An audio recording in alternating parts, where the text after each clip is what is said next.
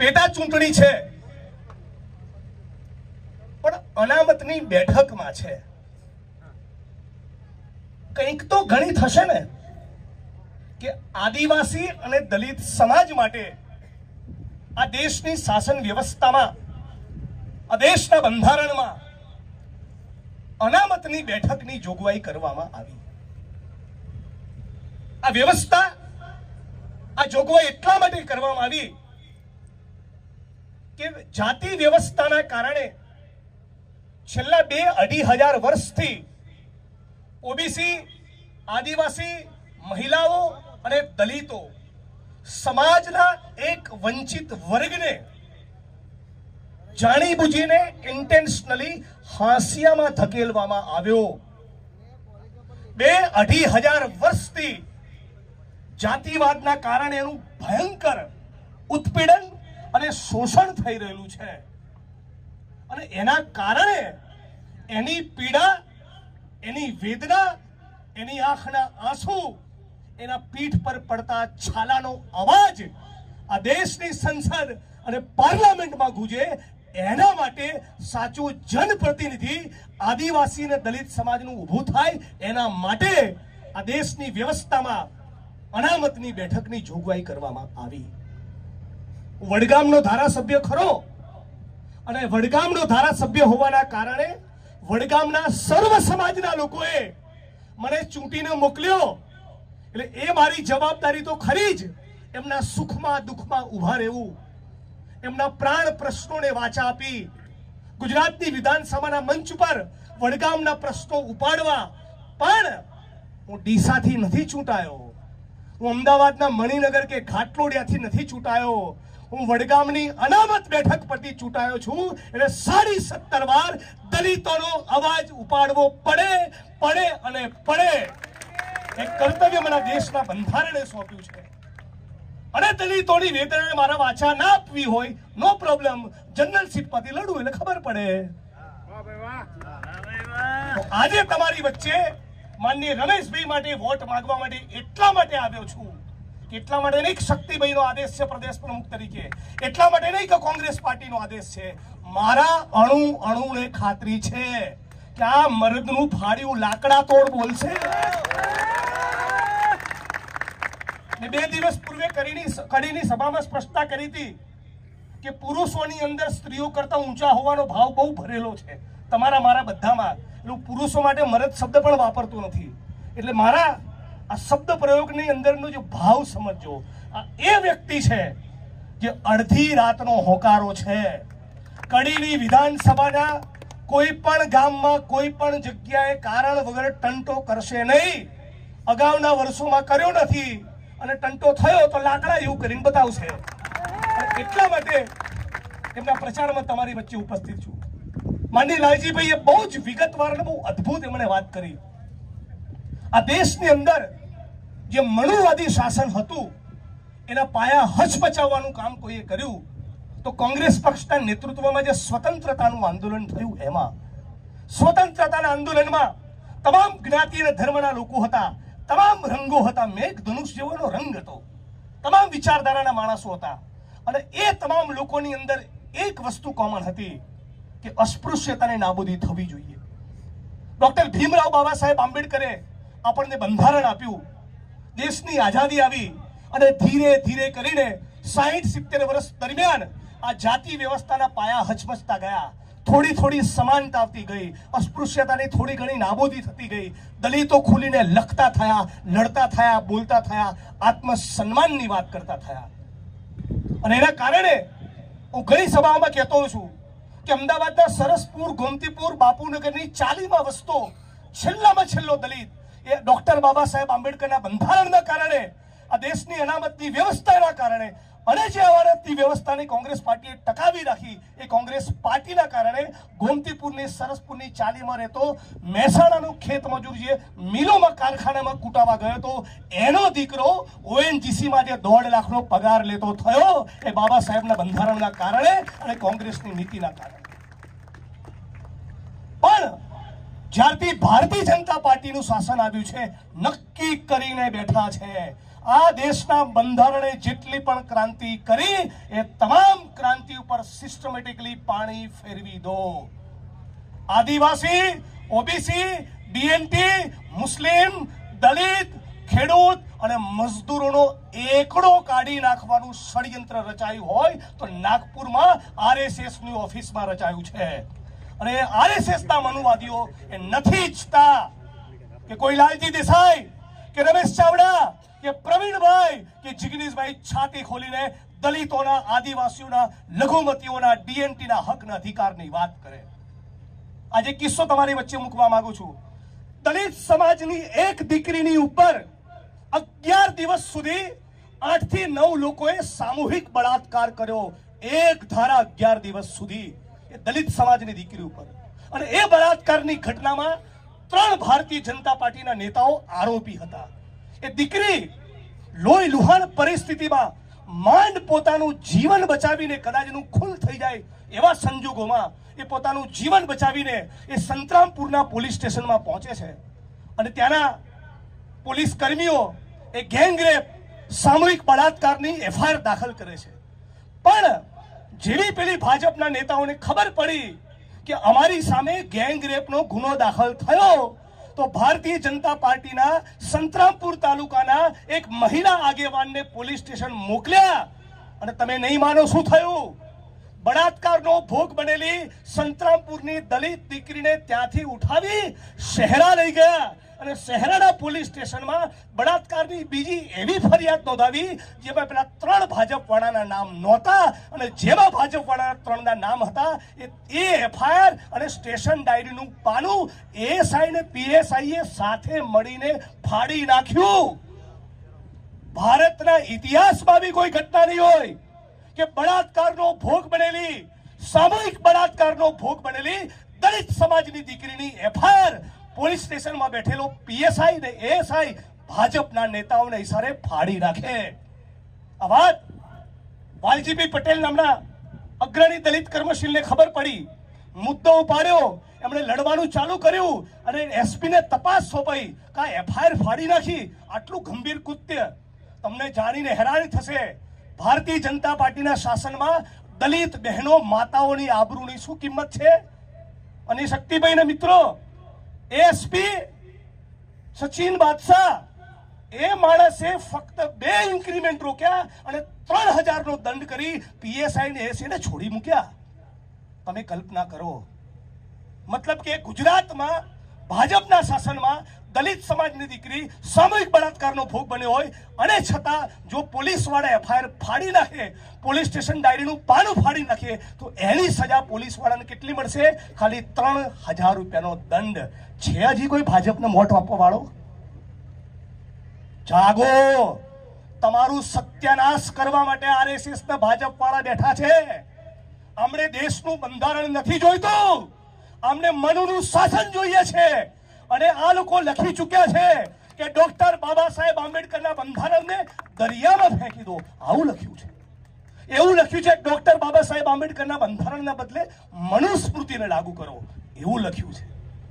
હજી એક પણ ઓબીસી, એક પણ ડીએનટી, એક પણ આદિવાસી કે દલિતનો વોટ ભાજપમાં પડે એનો મતલબ એમ કે આપણે ઊભા ઊભા પોતાના પગ ઉપર કુહાડીના ઘા ઉપર ઘા મારીએ છીએ. 19 વર્ષના 21 વર્ષના દલિત સમાજના દીકરાઓની છાતી પર જાણે આતંકવાદી હોય એ રીતે થાનગઢમાં AK-47 ની રાઇફલથી ગોળીઓ મારી. આ તમે ભૂલી જવા માંગો છો? આના માટે અમે લડીએ છીએ. તમારા પરિવારની એક બેન દીકરી માતાને તૈયાર કરો, તમારા પરિવારના વડીલોને તૈયાર કરો, એક એવી દલિતોની યુવા પેઢી તૈયાર કરો, એક એવી ઓબીસી આદિવાસીની પેઢી તૈયાર કરો કે જિંદગીમાં આરએસએસની શાખામાં પગ ના મૂકે અને મરી જાય, માથું આપી દે પણ ભાજપને વોટ ના આપે. એક એવી જનરેશન તમે તૈયાર કરો, એ તમને કહેવા આવ્યો છું. ઉનાની ઘટનાને આવતા વર્ષે 10 વર્ષ થશે. આજ દિન સુધીમાં ન્યાય નહીં. થાનગઢના પીડિતોને ન્યાય નહીં, ભાણુભાઈ વણકરને ન્યાય નહીં, ભાવનગરના અમરાભાઈ બોરીચાને ન્યાય નહીં. ઉભરાતી ગટરમાં ઉતરો અને મરી રાખો 500 રૂપિયા માટે. આ જીવન? અને એક પણ જગ્યાએ ભોગ બનનાર દલિતની મુલાકાતો છોડી દો. ગુજરાતના મૃદુ મુખ્યમંત્રી ભૂપેન્દ્રભાઈ પટેલે શું કર્યું? ગોંડલની બજારમાં દલિત સમાજના યુવાનને નગ્ન કરીને જેણે માર્યો એ આરોપીના ઘરે તુલસી વિવાહમાં ગયા, પણ ભોગ બનનાર પીડિતના આંસુ લૂછવાનો આ મૃદુ મુખ્યમંત્રી પાસે સમય નથી. આ એમનું અસલી ચરિત્ર છે. શેડ્યુલ કાસ્ટ શેડ્યુલ ટ્રાઇબ સબ પ્લાનના હજારો કરોડ એ બીજા કામોમાં ખર્ચી નાખ્યા. આ પ્રવીણભાઈ ગૃહમંત્રી હોય અને મહેસાણા જિલ્લામાં 4 પોલીસ સ્ટેશન બનાવવાની જરૂર હોય તેનો ખર્ચો ગૃહ વિભાગમાંથી આપે. ના, આ તો આદિવાસી અને દલિત સમાજના મોનો કોળીઓ ઝૂંટવીને પોલીસ સ્ટેશન બનાવવાના આ ધંધો થઈ રહ્યો છે. 7% દલિત સમાજની વસ્તી, 50-52% ઓબીસી સમાજની વસ્તી, આદિવાસી સમાજની 14% વસ્તી અને 3,70,000 કરોડના બજેટમાંથી આપણા માટે હાડા 5,000 કરોડ નથી. જાગો, તમે શું મુવમેન્ટ કરો છો? આરએસએસ વાળા, ભાજપ વાળા તમારા વિસ્તારમાં આવે તો પૂછો કે નાટક કેવા છે? સિંદૂરની ડબલ્યુ લઈને નીકળ્યા છો?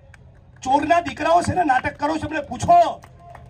પહેલગામનો હુમલો થયો, આજે કેટલા દિવસ થયા? 2 મહિના થશે, થોડા સમયની અંદર ખબર બી નહીં પડે. ક્યાં છે પેલા 4 આતંકવાદી? સવાલ પૂછો. રાષ્ટ્રવાદનું નાટક કરે છે. એમના બાપ બી સ્વતંત્રતાના આંદોલનમાં નતા. કોઈ દિવસ જનગણમન નહીં ગાયું, 52 વર્ષ સુધી તિરંગો નહીં લહેરાયો અને દેશની આઝાદીની ચળવળમાં હિસ્સો પણ નહીં લીધો.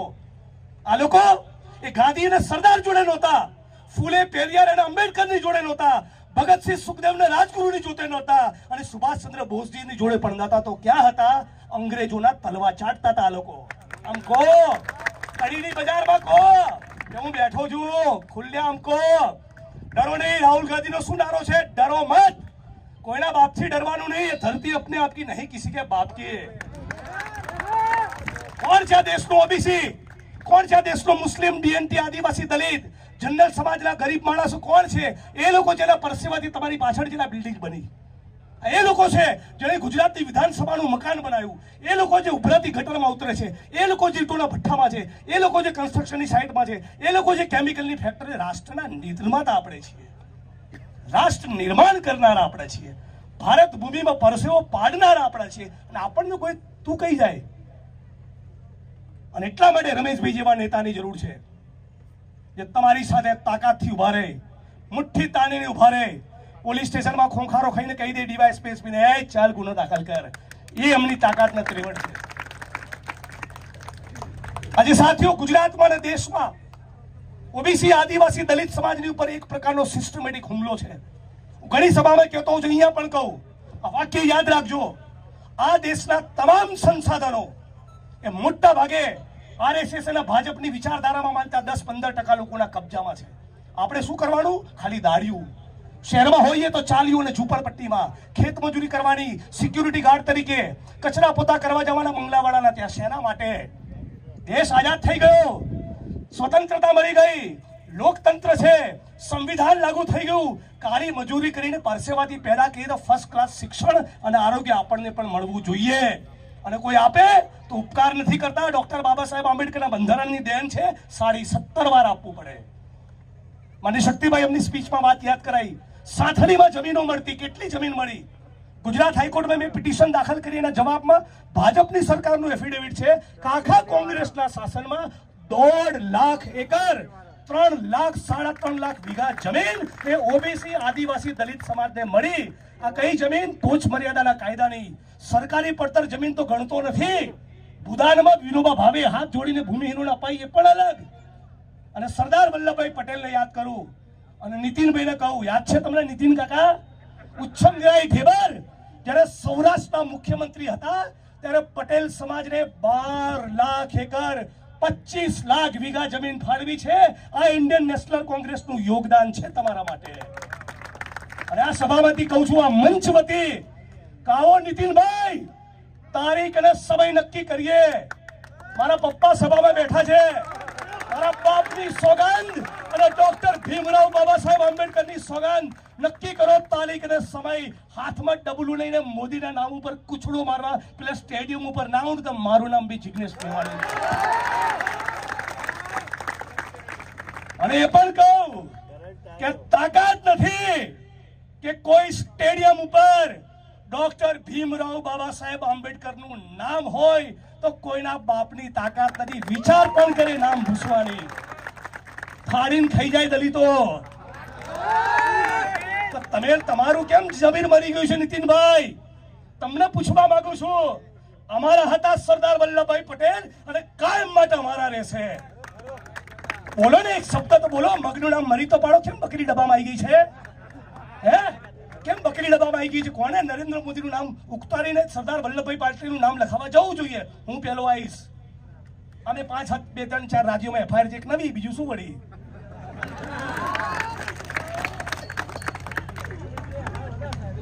હમણાં નરેન્દ્રભાઈ આવીને ગયા અને મોટી રેલી કરી કે આખા દેશની અંદર બધા જ એક સુરે ઓપરેશન સિંદૂરની સાથે હતા.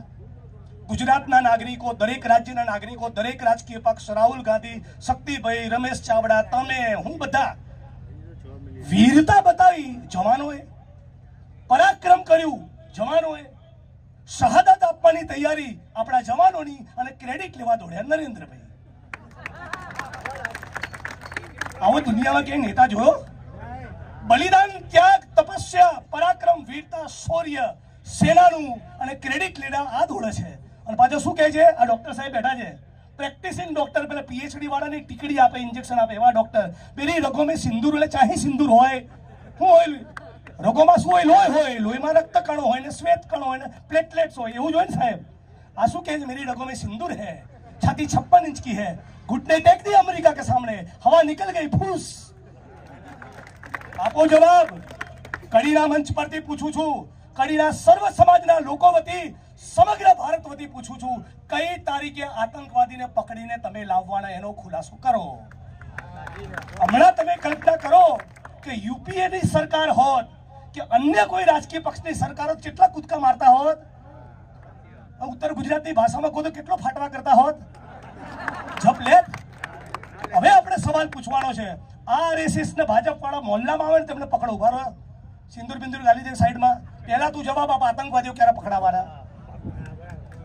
આપણી સેનાનો પાકિસ્તાન ઉપર હાથ ઊંચો હતો, આપણો હાથ ઉપર હતો. સીઝ ફાયર, યુદ્ધ વિરામ તો એક ને એક તબક્કે થાય જ, કરવું જ પડે, કરવું જ જોઈએ. પણ આપણો હાથ જ્યારે ઉપર હતો ત્યારે અમેરિકાના કહેવાથી તમે પીઠ પાછળ બંધ બારણે શું સમાધાન કર્યું એ જાણવું છે. જો આતંકવાદીઓ હજી ભારતમાં ફરી રહ્યા છે તો તમે શું કરો છો? મંજીરા વગાડો છો? પુલવામા થયું, પુલવામામાંથી શું સબક લીધો? કશું જ નહીં. પુલવામા દરમિયાન સેનાના લોકો સતત લખતા રહ્યા. 4 મહિના સુધી ફાઇલ ચાલી. શું કે આ રસ્તા પરથી આતંકવાદી હુમલો થવાની દહેશત છે, પ્લીઝ મહેરબાની કરીને અમારો રૂટ બદલો, આ રૂટ ઉપરથી ના લઈ જાઓ, લઈ જવા હોય તમને એરલિફ્ટ કરીને હવાઈ માર્ગે લઈ જાઓ. છતાં એ ના કર્યું. કયું ગણિત કામ કરતું હતું કે ના કર્યું? આ સવાલ પૂછવા માંગુ છું. ના, પુલવામાથી સબક લીધો ને એનું પરિણામ આવ્યું કે આ પહેલગામ થયું. શું કહેતા હતા? જો હિન્દુ હિત की बात करेगा वही देश पे राज करेगा. આ પેપર લીક થાય છે એ બધા ખાલી મુસલમાન જ પરીક્ષા આપે છે? એમાં હિન્દુ નથી? આ સફાઈ કામદાર જે ગટરમાં મરી જાય છે એના વિશે નરેન્દ્રભાઈ શું કીધેલું? आध्यात्मिकता का आनंद मिलता है सफाई कर्मी का. आवन तभी लाभ लो, एक दाड़ो खबर પડે. આજે આટલા બધા લોકો બેઠા છો ત્યારે ખાસ કહું, ડરો મત. આમને સવાલ પૂછવામાં, આમની સામે પોસ્ટ લખવામાં બિલકુલ ચિંતા ના કરો. હમણાં રાજેશ ટી સોની નામના અમારા કોંગ્રેસના કાર્યકર્તા ઉપર એફઆઈઆર કરી, તો બહુ સારું, તું ફ્રેશ થઈને આવ્યો છે, વધારે ચોકલેટી લાગે છે. અઠવાડિયોને જેલમાં નાખ્યો, એનું ના એનું મોરલ તૂટ્યું, ના તમારું મોરલ તૂટ્યું, ના મારું મોરલ તૂટ્યું. પોલીસ વાળાએ ટાઈમ બગાડીને ચાર્જશીટ કરવી પડશે. કોંગ્રેસના સિપાહીઓ બિલકુલ ડરતા નહીં. તમે એ પાર્ટીના સદસ્ય છો, એ પાર્ટીના કાર્યકર્તાઓ, હોદ્દેદારો જે અંગ્રેજોની સામે લડ્યા છે, હમણાં તો ચડવું નહીં આવે છે. ઇતિહાસનો થોડોક એવો સમય છે, કાલે બાદલ છાયે હે, સંઘર્ષ કે દિન આયે હે. થોડોક તકલીફોના દોરમાંથી ગુજરી હતી. આ પણ હટશે. અભિમાન રાજા રાવણ નું તૂટેલું તો નરેન્દ્ર મોદી भी कौन से खेत की मूली. चलो हटाओ. સમય છેલ્લી 1 મિનિટ બાકી છે. આ રામ ભક્ત એ તમારા અને મારા કરતા પણ વધારે તાકાતથી ભારત માતા કી જય બોલાવે છે. એમના વિશે એક વાક્ય કહીને મારી વાણીને વિરામ આપું.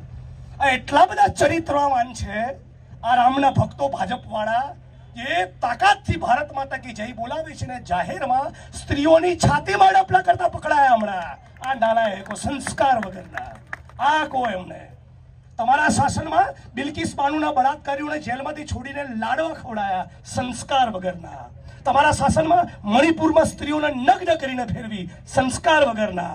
તમારા શાસનમાં દલિત સમાજની દીકરીની એફઆઈઆરની કોપી તમે ફાડી નાખી સંસ્કાર વગરના. 52 વર્ષ તિરંગો નહીં લહેરાયો, કોઈ દિવસ જનગણમન નથી ગાયું. તમારો તો આ દેશમાં એક શબ્દનું ડાપણ કરવાનો અધિકાર નથી.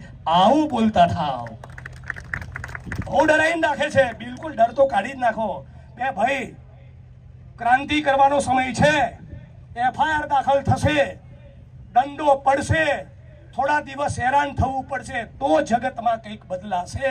અને એટલે બાબા સાહેબે કહ્યું હતું, શિક્ષિત બનો, સંગઠિત બનો અને તલાટીથી ઘેર બી જાઓ. ના, શિક્ષિત બનો, સંગઠિત બનો અને સંઘર્ષ કરો. સંઘર્ષ કરીએ તો ક્યારેક કિંમત ચૂકવવી પડે. સંઘર્ષ કરીએ તો ક્યારેક 28,000 કિલોમીટર દૂર આસામની જેલનો આંટો પણ ખાવો પડે. પણ છતાં ત્યારે જતી વખતે પણ કીધું હતું, આજે પણ કીધું હતું, ઝુકેગા નહીં સાલા. જય ભીમ, જય ભારત, જય કોંગ્રેસ, જય સંવિધાન. હું કહીશ, મારી સાથે નારો લગાવજો. इंकलाब इंकलाब, ये धरती अपने आप की नहीं, किसी का बाप की. लड़ेंगे, जीतेंगे. जय भीम, जय भारत, जय कांग्रेस, जय संविधान. रमेश भाई चावड़ा, तुम आगे बढ़ो. रमेश भाई चावड़ा, तुम आगे बढ़ो. रमेश भाई चावड़ा, तुम आगे बढ़ो. जय भीम, जय भारत.